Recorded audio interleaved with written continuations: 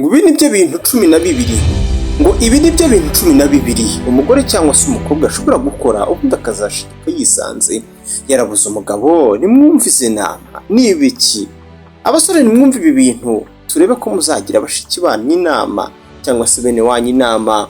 Uriya mukobwa ureba naba yari afite umugabo azamubura cyangwa se ntazongere no kumubona ukundi na rimwe, niyisanga akora ibi. Nimwumve ikosa rya mbere, gushetera umugabo ngo azagukubite.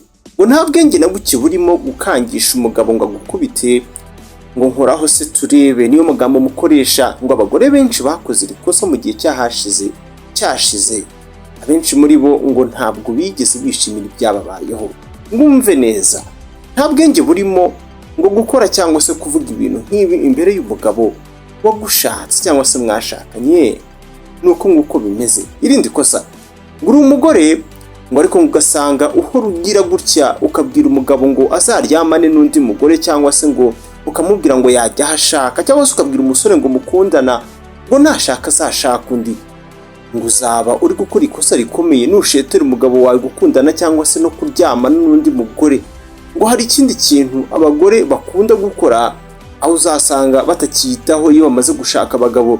Umugore ugasanga nta cyambara neza ibintu nk'ibyo, ngo babikora mu izina rivuga ngo niba bafite abagabo se ngo mbese ninde wundi ukibitayeho ukiri kubareba. Gusa ngo rino ni ikosa rikomeye, ngo iri ni ikosa kandi ngo abagore benshi bafite abagabo ngo barigwamo. Nicyo kintu kibabaje, kutiyitaho nk'uko wabikoraga n'abagore. Ngo umugore uwo wawe uri we wese, ngo niba udashaka gutakaza umugabo wawe ngo ntuzigere wima umugabo wawe igitsina. Ngaho rero nyumvira, ngo niyo waba ukina kuko ngo uzamubona pe. Umva ukuntu hano handitse ngo abagore benshi usanga bafite akazi cyangwa se bafata akazi kabo bagafata imibonano mpuzabitsina nkaho ari ikintu cya kabiri ku ruhande, ngo bakazisanga biyima abagabo babo bihagije.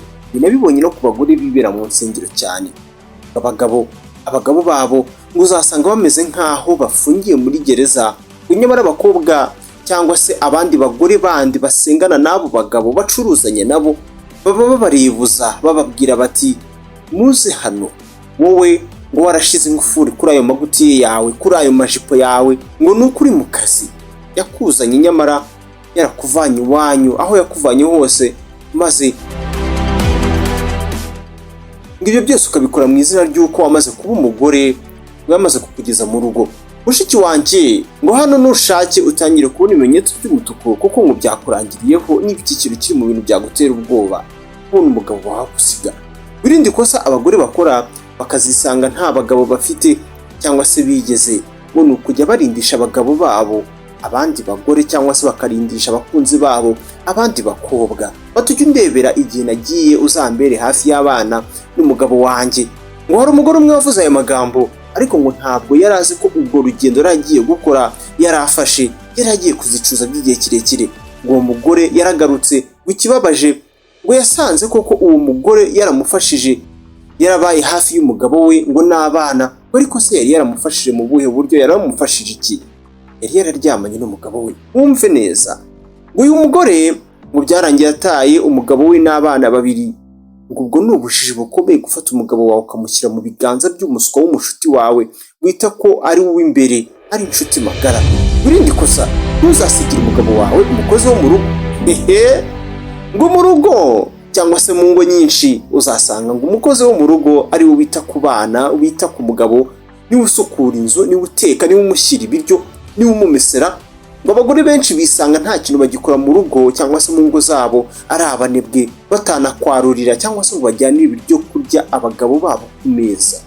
Abagore nk'aba bisanga ari abo gutanga amabwiriza gusa byonyine, basakuza mu ngo zabo. Iki gihe uzisanga uri guhereza urwaho abashaka umugabo wawe mu buryo bworoshye utazi, yaba n'uwo mukozi. Ngo niba uri umugore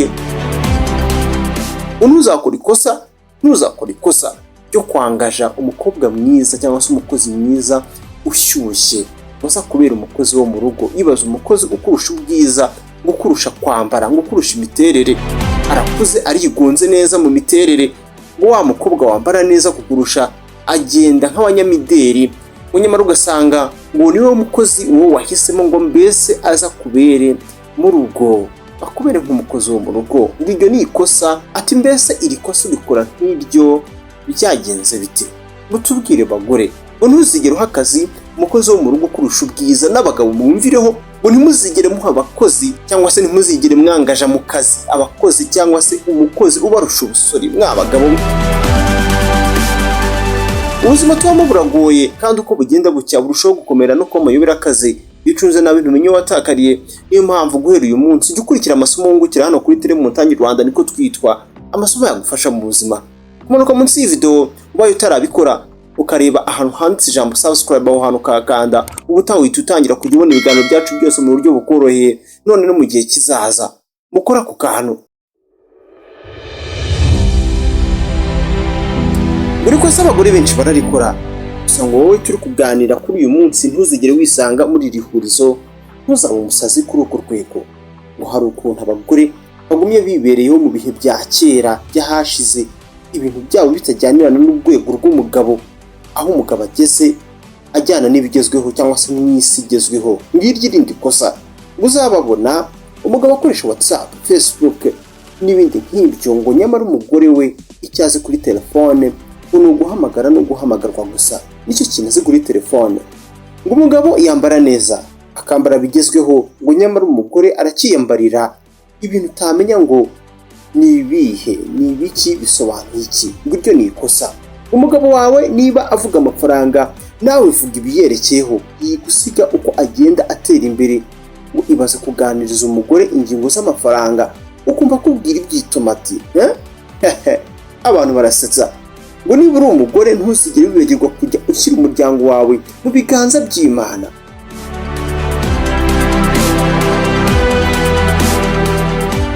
Reka nsoreze igice cya mbere kuri iyi ngingo, reka igice cya kabiri nzakibaha ejo nibinkundira.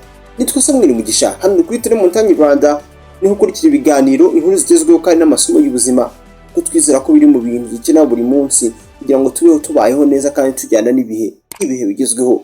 Ibyo byinshi bibera mu isi rero, ukurikira Tele Montagne Rwanda, umanutse munsi y'iyi video ubaye utarabikora ukareba ahantu handitse ijambo subscribe, aho hantu kakanda, bigufasha kubona ibiganiro byacu byose mu gihe kizaza mu buryo bukoroheye, n'ikiganiro cy'ejo ukakibona mu buryo bukoroheye, ubundi tukajya tubana mu bintu by'ubwenge nk'ibi. Ubutasinze ababurire niyo gahunda. Samuel Mugisha nabivuze ibyo ngibyo, reka Imana duhana umugisha ni ukora ku kantu subscribe.